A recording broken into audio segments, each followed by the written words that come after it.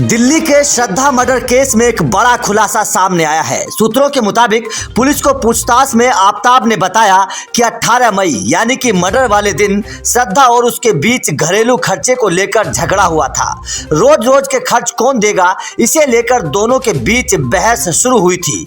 इसके बाद ही उसने श्रद्धा की हत्या की। आपको बता दें कि पुलिस पूछताछ में एक और जानकारी सामने आई है, जिसमें बताया गया है कि वारदात के बाद आफताब ने श्रद्धा के अकाउंट से 55,000 रुपए निकाले थे। सूत्रों के मुताबिक ये खर्च उसने फ्रिज खरीदने से लेकर धारदार चाकू और गार्बेज बैग खरीदने में खर्च किए थे। श्रद्धा मर्डर केस के आरोपी और उसके लिव इन पार्टनर आफताब के किचन से पुलिस को खून के निशान मिले हैं। क्राइम सीन रिक्रिएशन के लिए पुलिस सोमवार रात आफताब को उसके फ्लैट पर ले गई थी। इसी दौरान उसके किचन में खून के निशान मिले।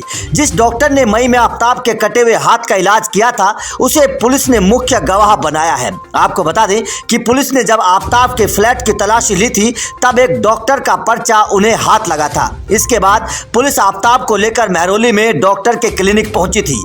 तब डॉक्टर ने आफताब की पहचान और इलाज की बात बताई थी। दिल्ली पुलिस आफताब का नार्को टेस्ट करा सकती है। उसे गुरुवार को दिल्ली के साकेत कोर्ट में पेश किया जाएगा। दिल्ली पुलिस कोर्ट से उसकी रिमांड मांगेगी। इसके अलावा आफताब के फ्लैट से मिले ब्लड के सैंपल जांच किए जा रहे हैं। अगर ये खून इंसान का होता है तो पुलिस डीएनए मैचिंग के लिए श्रद्धा के पिता को दिल्ली बुला सकती है। श्रद्धा की बॉडी के मिले 13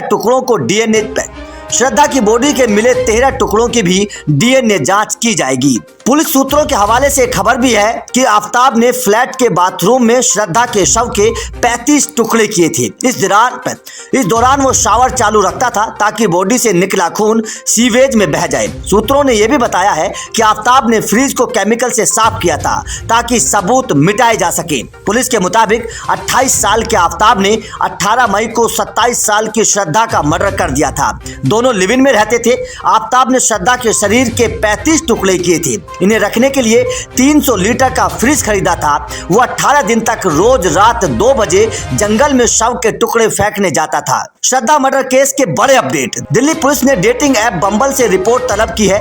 पुलिस ने बम्बल से पूछा है कि आफताब ने अब तक कितनी लड़कियों से संपर्क साधा है। पुलिस के सीनियर अधिकारियों ने बताया कि श्रद्धा के करीबी दोस्त लक्ष्मण को भी पूछताछ के लिए बुलाया गया है। लक्ष्मण ने दावा किया था कि जुलाई में श्रद्धा से उसकी बातचीत हुई थी। आफताब ने बताया कि पार्ट को लेकर कई बार फ्रिज में अलमारी में शिफ्ट कर देता था, जिससे फ्रिज खोलने पर किसी को शक ना हो। 27 साल की श्रद्धा के मर्डर केस में कई दावे और भी रिपोर्ट सामने आई हैं। इनके मुताबिक 28 साल के आफताब ने 15 मई को महरौली जंगल के पास फ्लैट लिया था। मकसद श्रद्धा की बॉडी पार्ट्स को आसानी से ठिकाने लगाए जा सके। एक रिपोर्ट में कहा जा रहा है कि इस फ्लैट के मालिक ने किराया लेने के बाद आफताब का पुलिस वेरिफिकेशन नहीं कराया था। पुलिस ये जांच कर रही है कि क्या आफताब ने मकान लेते वक्त अपना धर्म छिपाया था। आफताब गुरुग्राम में एक कंपनी में नौकरी करता था। श्रद्धा की हत्या करने के बाद भी वो रोज नौकरी पर जाता था ताकि किसी को शक ना हो। हालांकि श्रद्धा को मारने के बाद अपने फ्लैट पर वो किसी को भी नहीं आने देता था। मर्डर के बाद फैमिली और फ्रेंड्स की नजरों में श्रद्धा को जिंदा दिखाने के लिए आफताब उसके इंस्टाग्राम प्रोफाइल और अकाउंट को अपडेट रखता था। वो रोज कुछ न कुछ पोस्ट करता रहता था। पुलिस के पास जब श्रद्धा के पिता विकास ने अपहरण की शिकायत दर्ज कराई तो आफताब जांच के दायरे में आया। उसकी लोकेशन रोज रात 2 बजे महरौली के जंगलों में मिलती थी। पुलिस के एक अधिकारी ने बताया है कि पहले तो आफताब कहता था कि श्रद्धा दिल्ली छोड़कर चली गई। जब सख्ती से पूछताछ की गई तो उसने हत्या की बात कबूली और पूरी कहानी बताई, जिसके बाद हर कोई हैरान है। दिल्ली पुलिस के सूत्रों के मुताबिक आफताब ने पूछताछ में बताया है कि श्रद्धा को 10 दिन पहले ही मार देता, लेकिन झगड़ा करने के बाद श्रद्धा इमोशनल हो गई थी, इसलिए उसने मारने का प्लान कैंसिल कर दिया। आफताब ने आगे बताया कि श्रद्धा ने फोन पर उसे किसी लड़की से बात करते हुए सुन लिया था, जिसके बाद दोनों में खूब जमकर लड़ाई हुई। एक पुलिस अफसर ने बताया कि आफताब वेब सीरीज और खासतौर पर क्राइम शो देखने का आदी था। इन्हीं को देखकर उसने सीखा कि कैसे श्रद्धा को फैमिली और फ्रेंड्स की नजरों में जिंदा दिखाया जा सके।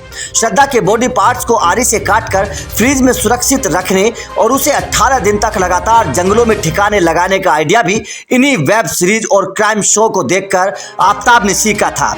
गूगल के जरिए उसने खून साफ करने का तरीका भी ढूंढ लिया था। सूत्रों के मुताबिक आफ्ताब ने पुलिस के सामने कबूला कि मर्डर वाले दिन यानी कि 18 मई से एक हफ्ते पहले ही आफ्ताब ने श्रद्धा को मारने का मन बना लिया था।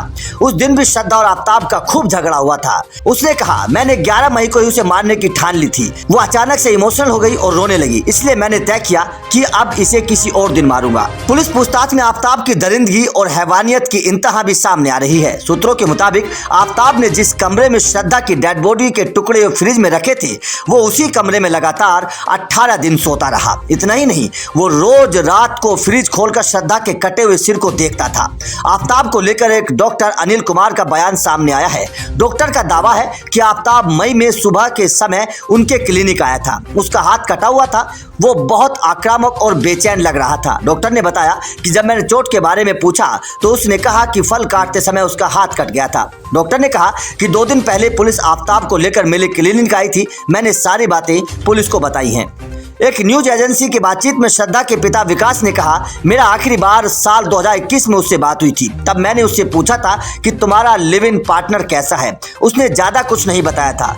मुझे तो ये भी नहीं पता था कि वो दिल्ली शिफ्ट हो गई है। उसकी एक दोस्त ने बताया था कि श्रद्धा बेंगलुरु में नहीं बल्कि दिल्ली में है। आफ्ताब को सबूत मिटाने के लिए बहुत वक्त मिल गया। दिल्ली के श्रद्धा वाकर मर्डर केस में रोज नए खुलासे हो रहे हैं। साथ ही हत्या के आरोपी आफ्ताब की दरिंदगी और डरावने चेहरे की कहानी भी छनकर सामने आ रही है। पुलिस सूत्रों के मुताबिक आफ्ताब ने जिस कमरे में श्रद्धा की डेड बॉडी के टुकड़े फ्रिज में रखे थे, वो उसी कमरे में लगातार 18 दिन सोता रहा। इस कहानी को सुनकर अब हर कोई हैरान है। आपका श्रद्धा मर्डर केस पर क्या कहना है, कमेंट करके जरूर बताएं कि वो बॉडी